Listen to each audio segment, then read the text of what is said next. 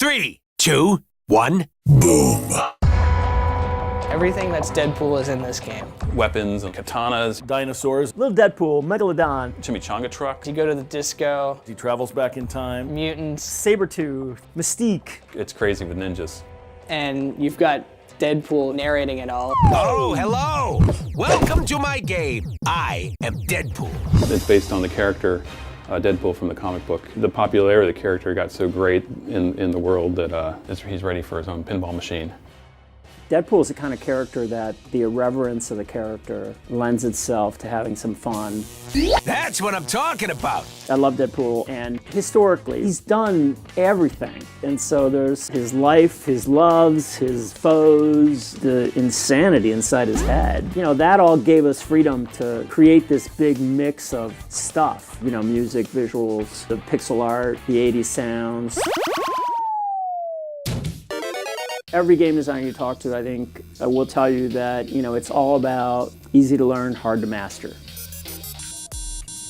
I wanted simple toys, simple ball interactive stuff, and I hadn't really done a game where I was very focused on the flow of the playfield or the shots for a while. And so in Deadpool, I did that. Deadpool's got a lot of interesting ideas put into it. You've got different shots you've never seen. You've got a really interactive toy right in the middle. And you've got this shot on the left flipper, shoots the right side of the playfield to feed a side ramp. The ball gets whipped around this wire form up this side ramp, and it actually crosses through the playfield unguided by anything into the ninja lock. It's a very satisfying shot. It's not easy, but when you make it, it's like, oh man, that's awesome. It's Little Deadpool time! The little Deadpool bash toy is a lot of fun, just to interact with him by hitting him, and he's like, hey, cut it out. Woo! You can knock the targets down and hit little Deadpool, and then it'll lock the ball for you behind the 3-bank, and you have a hurry-up timer where you try and release it again, and then it starts a multi-ball for you.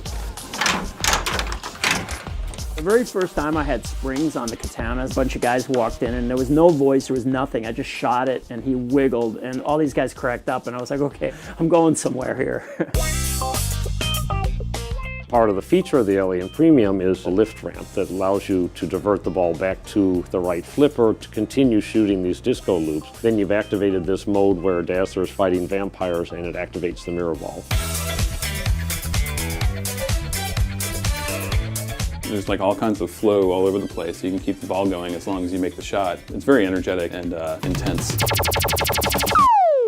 When we sit down to make these things, now that we've got the LCD display, we have to decide, you know, what are we doing and what fits. We decided to come up with, you know, 1990 trapped in a video game Deadpool. Basically, they created a video game in addition to the pinball machine that we're making because, you know, we had to have stuff that by design is supposed to look like 90s pixel art from, you know, the fighting games of the time.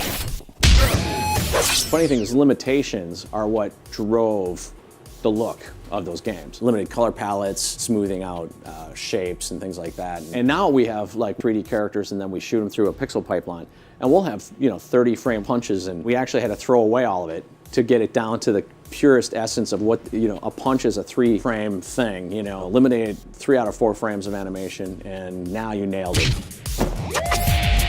Anytime you go into a battle or a quest in the game, you're actually going to see a video game being played that reacts completely to the way you play the game. Battle is lit at the scoop. You choose who you're going to fight against, and then they start fighting. Battle! When you make shots, Deadpool is hitting Sabretooth, and he's taking his health down. And then you have this opportunity to make a final shot that's going to cash out a bunch of points. Then you make that shot, and it's a big knockout! Deadpool wins! The fun part to me is looking at these things and thinking, what should they sound like? Every switch and every button on the playfield has to have a sound. So there are over 70 pieces of music in the game, and then over 300 sound effects, and over 3,000 speech calls.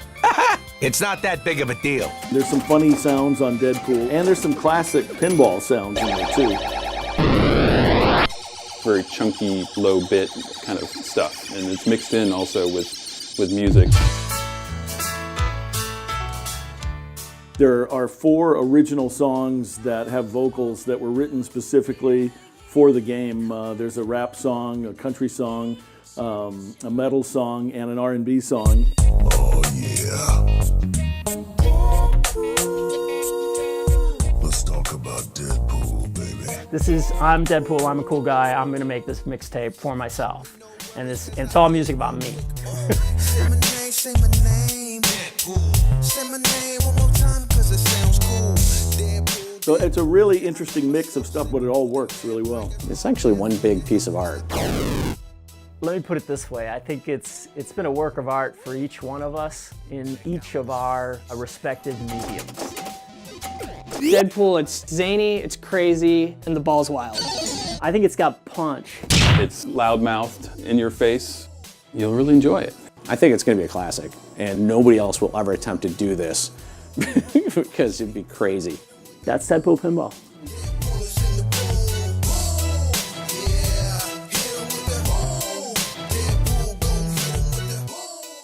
That was awesome!